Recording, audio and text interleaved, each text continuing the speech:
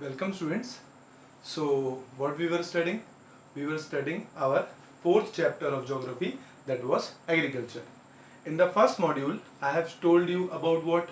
I have told you about various type of farming, intensive farming, primitive subsistence farming, ठीक है, commercial farming.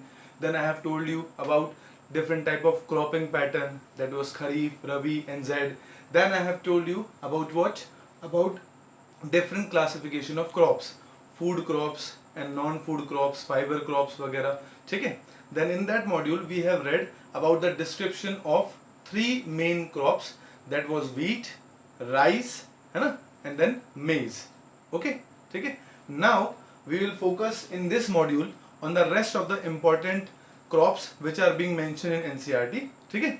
See, I have made this table. In this module I am going to cover three topics. First is the geographical condition for various crops. ठीक है. So these four crops are there: sugarcane, tea, cotton and jute. And beside that, some other crops are also there: rubber, oilseed and coffee. So total 7 crops description I have given. So each carry 3 marks each. Sugarcane question can come in 3 marks. Tea question and the geographical condition of tea can come in 3 marks. Now cotton and jute, this each can come in 3 marks. Also the comparison between cotton and jute used to come in 4 marks. Okay. Then after that rubber is there, oilseed and then coffee. ठीक है. Now उसके बाद last में हम बात करेंगे technological and institutional reforms, because agriculture is very much important part of Indian economy. Because Indian economy की 2/3 जो पॉपुलेशन है उसका एम्प्लॉयमेंट कहाँ से आता है? एग्रीकल्चर से. That's why there some reforms are needed, changes are needed, amendments are needed. So what changes, what amendment, क्या सुधार, क्या अच्छाइयाँ गवर्नमेंट के द्वारा की गई हैं, that are technological and institutional reforms in agriculture in India. And this is how our chapter will complete in this module only. ठीक है. So now let's focus on this. I have written here basis. हर एक जो crop है उसकी कुछ speciality होती है. That second, the temperature which is required to grow. Third is annual rainfall. ठीक है. And then fourth is area of production. And I have told you area of production map work में भी आएगा. So along with that मैं map work आपको दिखाता जाऊंगा. ठीक है. Now see, sugarcane के बारे में आपको पता है. ठीक है. Sugarcane is used as a raw material for sugar industry. तो इसकी स्पेशलिटी क्या है? पहला कि ये tropical and sub tropical crop है, मींस थोड़ा हॉट क्लाइमेट में ये ग्रो कर सकता है. ठीक है. Second, it can be grown on a variety of soils. different type of soils we have read in first chapter. So it can be grown on a variety of soil. ऐसा नहीं है कि एक ही soil पे limited है. Now next is temperature. So it requires hot and humid climate, that is the temperature between 21 to 27 degrees Celsius. ठीक है. See, this is learning format. Okay, this you have to learn only. I am explaining although, but you have to learn. Okay. Then the annual rainfall which requires is that between 75 to 100 centimeter. ठीक है, rainfall it requires. Now for the area of production in India, in which areas mostly sugarcane is produced? UP, Bihar, Punjab and Haryana. Okay, this I can show you through map. You can see this is the map. Sugarcane is there. ठीक है. तो sugarcane में you can see here the dark blue color is there. So UP, I told you, UP Bihar area, this is there. So this is south side. This is sugarcane, dark area. So this you have to note down. Understood? This can come in map work. Okay. Now after that, second is tea. तो T के बारे में आप सब जानते हैं. You might have seen many movies. Darjeeling, Assam, ये जो हिली एरियाज हैं, खासकर east side, north east side जो एरियाज हैं, in that specially T is grown. तो स्पेशल फीचर है, लेबर इंटेंसिव इंडस्ट्री है. लेबर इंटेंसिव इंडस्ट्री का मीनिंग क्या होता है? It means much of labour is required. काम मशीन से थोड़ा कम होता है, labor is required, है ना. You might have seen in movies women plucking and then throwing tea leaves in their bag which is hanged behind them, है ना. तो labor intensive है. Second important beverage crop है, means beverage मतलब जो refreshment type का देता है, कॉफी टी वैसे वाला. ठीक है, जो कि ब्रिटिशर्स ने इंट्रोड्यूस किया था. This was its speciality. Now next, temperature required. तो tropical and subtropical crop है. Warm and moist temperature चाहिए होता है. फ्रॉस्ट फ्री क्लाइमेट मतलब बहुत ज्यादा ठंड नहीं पड़नी चाहिए. फ्रॉस्ट फ्री, हल्की हल्की बारिश शावर्स होनी चाहिए, ठीक है। See frequent showers evenly distributed throughout the year, साल भर, तो इसलिए हिली एरियाज में होता है, हिली एरियाज में तो ऑटोमेटिकली बारिश होती है। फ्रीक्वेंट मतलब ऑफन, शावर्स मतलब पानी की बौछार पड़ती रहनी चाहिए, to grow it fully for the tea, okay. Now third, grows in deep, fertile, well-drained soils rich in humus, मतलब मॉइस्चर वगैरह ज्यादा होना चाहिए, मैन्योर वगैरह ज्यादा होने चाहिए, उस सॉइल में उगता है। कहाँ पे उगता है? एरिया आसाम, वेस्ट बंगाल, केरला, ठीक है। आसाम की चाय तो आपको पता है, आसाम, दार्जिलिंग वगैरह, ठीक है। तो this was about tea, okay, the geographical location of tea. Now move on to cotton. Cotton and jute both are fibre crops, मैंने बताया था इन द प्रीवियस मॉड्यूल, रेशे वाले क्रॉप्स होते हैं। नाउ इसकी स्पेशलिटी क्या है कॉटन की? तो खरीफ क्रॉप है, 6 to 8 मंथ कम से कम लगते हैं। कॉटन की जो पेड़ होते हैं, पौधे होते हैं, उन पे बॉल्स आती हैं कॉटन की, कॉटन प्लकिंग करते हैं, फिर उससे थ्रेड बनाते हैं, ठीक है। India is the original home of cotton plant, means सबसे पहले इंडिया से ही कॉटन की शुरुआत हुई थी। Now it require high temperature वाली बात कर रहे हैं, तो it require high temperature and 210 Frost free days, this is very important, इसको ध्यान रखिएगा। एंड ब्राइट सनशाइन, बहुत तेज धूप चाहिए पड़ती है ग्रो करने के लिए फुली, किसको? कॉटन को। देन नेक्स्ट रेनफॉल के बारे में बात करें, एनुअल रेनफॉल, तो रेनफॉल लाइट रेनफॉल चाहिए है, इरिगेशन बेस से भी काम चल सकता है। एंड देन एरियाज, कहाँ पे उगता है? तो कॉटन जो है वेल उगता है drier part of Deccan plateau में, खासकर जो ब्लैक सॉइल है। In the previous module in first chapter I have told you about type of soil, उसमें एक सॉइल थी black soil. Black soil was also called as regur soil और cotton soil. तो Deccan plateau का जो एरिया है वहां पे खासकर सबसे ज्यादा कॉटन उगता है, mainly in the areas of Maharashtra, Gujarat and MP, ठीक है। तो this I can show you, you see here in this major cotton producing states, ठीक है। तो कॉटन दिया है ये बिल्कुल हल्का सा, ठीक है। तो देखिए ये जो एरिया है तमिलनाडु का, हेयर एमपी ऑल्सो, ठीक है, हरियाणा ऑल्सो, ये जो बिल्कुल लाइट एरिया है दिस वन, ठीक है। तो in these areas cotton use to grow, okay. MP लिखा था ना, MP, see here MP is mention, okay, understood. Now fourth is jute, one of the main type of variety of question which can come for jute is golden fiber। तो ऐसे पूछ लेंगे, explain the geographical condition needed for the golden fiber। तो jute is a golden fiber because धागे जो उसके रेशे बनते हैं, है ना, फाइबर बनता है, उससे क्या बनता है? I have written here ropes, mats, gunny bags मतलब बोरे वगैरह जो होते हैं वो बनते हैं, ठीक है। तो वो रेशमी कलर का दिखता है, बिल्कुल सुनहरे कलर का, that's why it is called golden fibre. कहाँ उगता है? फ्लड प्लेन्स में।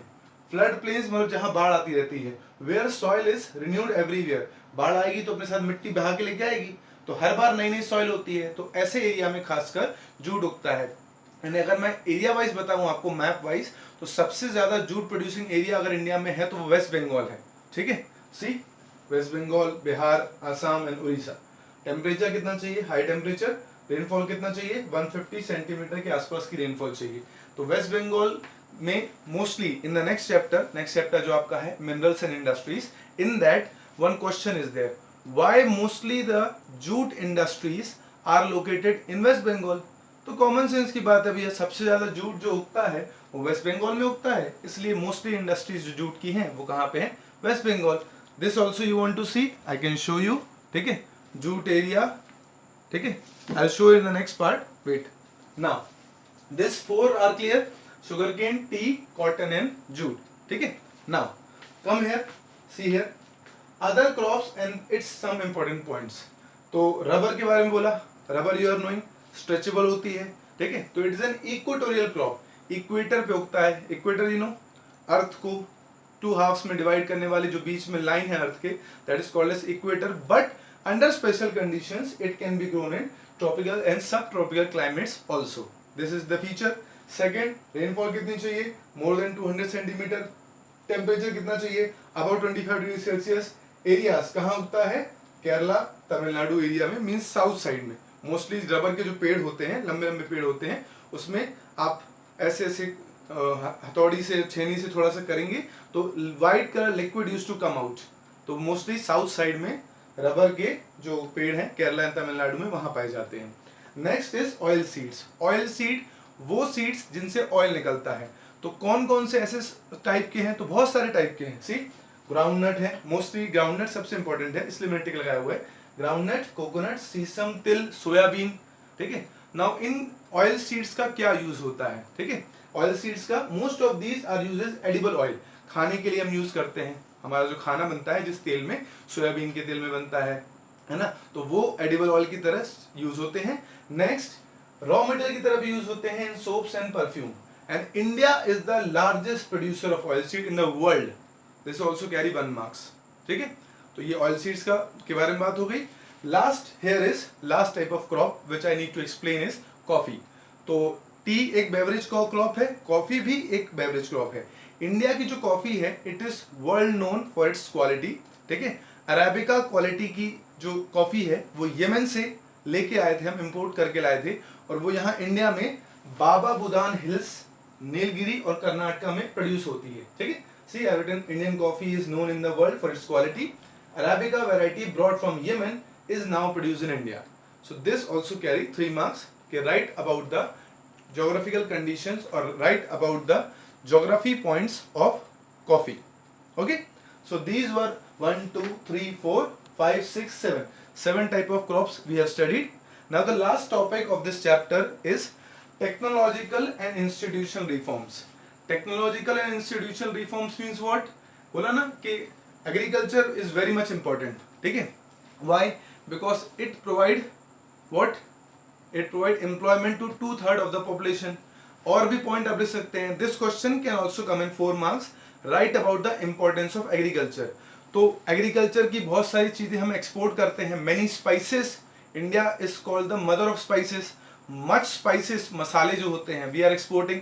तो जो फॉरेन करेंसी डॉलर जो हमें चाहिए होता है, foreign exchange, it comes from that. Employment तो मिलती है। सेकेंड, जितनी भी एग्रीकल्चर से चीजें प्रोड्यूस होती हैं, है ना, ये सारी they are used as a raw material for agro based industries, ठीक है। तो ये सारे पॉइंट आप लिख सकते हैं in the importance of agriculture.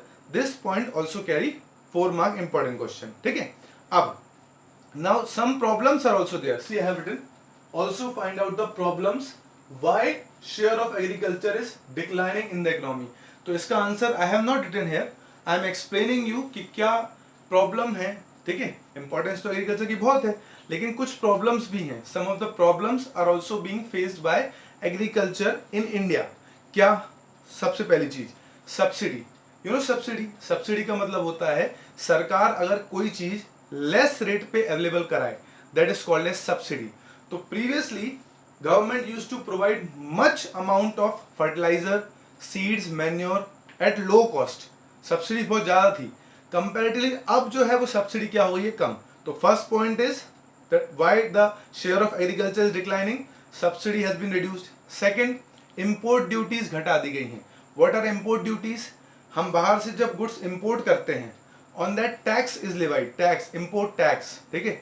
तो अगर इंपोर्ट टैक्स ज्यादा होगा तो बाहर से हम एग्रीकल्चर गुड्स इंपोर्ट नहीं कर पाएंगे, तो इंडिया के फार्मर्स की चीजें बिकेंगी। But now the government has reduced the import duty.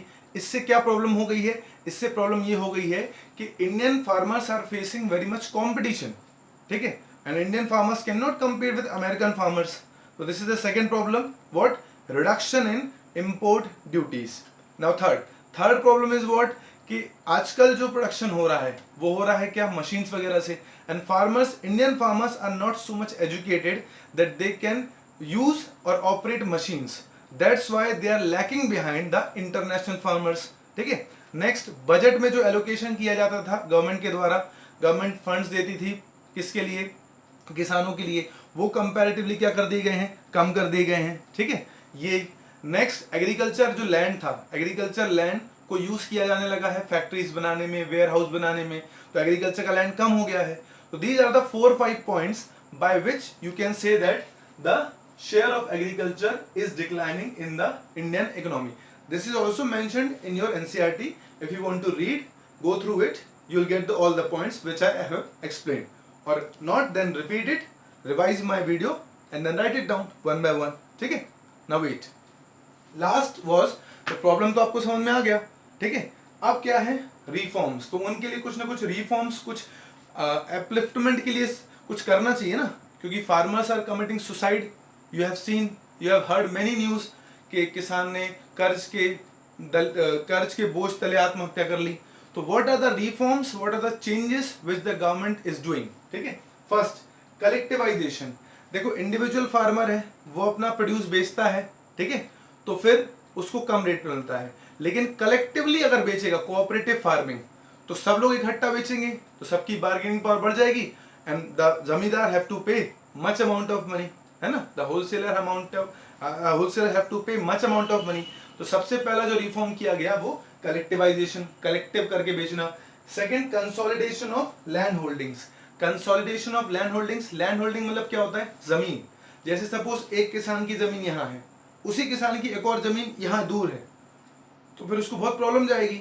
तो सरकार ने क्या किया, सरकार ने उसको उसके ही लैंड के पास जमीन उपलब्ध करा दी। ठीक है, तो उसकी लैंड होल्डिंग जो दो अलग अलग जगह थी, उसके लैंड जो अलग अलग जगह थे, उसको कंसोलिडेट कर दिया, एक जगह कर दिया। उससे क्या होगा, उसकी ट्रांसपोर्टेशन कॉस्ट कम हो जाएगी, उसकी मैनेजमेंट कॉस्ट कम हो जाएगी। तो second reform that was done was consolidation of land holdings. Third is abolition of zamindari system. जमींदार लोग होते थे पहले, वो लगान लेते थे, टैक्स, ठीक है। Now government have stopped zamindari system. Now the farmer can directly sell the produce to the government and government is providing good prices for their produce. तो जमींदारी सिस्टम एबॉलिश कर दिया, खत्म कर दिया। This is 5 mark question, okay. Now land development reform, और क्या reforms किए farmers की कंडीशन या एग्रीकल्चर को अपलिफ्ट करने के लिए। Provision of crop insurance, crop का इंश्योरेंस, फ्लड आ जाए, बाढ़ आ जाए, ड्रॉट, सूखा पड़ जाए, तो उसके लिए सरकार ने इंश्योरेंस की स्कीम दी कि हम आपको पैसे देंगे अगर सूखा पड़ जाएगा तो। सेकेंड इज इशू ऑफ किसान credit card and personal accident insurance. किसान का एक्सीडेंट हो जाए तो उसके लिए भी एक्सीडेंट स्कीम दी सरकार ने। Then Kisan credit card, credit card means bank से लोन लेना at less rate of interest. तो government have provided kisan credit card, they have issued kisan credit card. Next is special weather bulletin and agriculture programs, means continuously weather की जानकारी दी जाती है farmers को कि you have to sow this type of crop, weather is suitable for this type of crop, don't sow this type of crop, इस साल rainfall कम होगी वगैरह वगैरह, तो farmer के लिए beneficial हो जाता है। Next is government MSP and issue of HYV। HYV मतलब क्या होता है, high yielding variety seeds, ज्यादा क्वालिटी के good quality seeds government is providing to them. ठीक है, MSP minimum support price. Minimum support price means if suppose करो production बहुत ज्यादा हो गया, ठीक है, और अगर सपोज करो किसानों को बहुत कम रेट पे माल बेचना पड़ रहा है, तो गवर्नमेंट यूज्ड टू से I am supporting you, minimum support price, government is supporting you, you sell at high rate, if nobody will purchase then the government will purchase, that is called as MSP, minimum support price. Okay, so these are the technological or institutional reforms which are being done in order to solve the problem of agriculture, in order to prevent the declining share of agriculture in the Indian economy. Understood? Now in NCERT one more topic, food security of India is given, that is being cancelled, ठीक है, from your syllabus, from the current update syllabus of 2021, ठीक है, 2021. So now by this point, this module, your full chapter is being completed, that was agriculture. Okay, so first you go through the maps, ये सारे जितने भी areas हैं, इन सारे areas को locate कीजिए, then practice it on map also. Okay, thank you.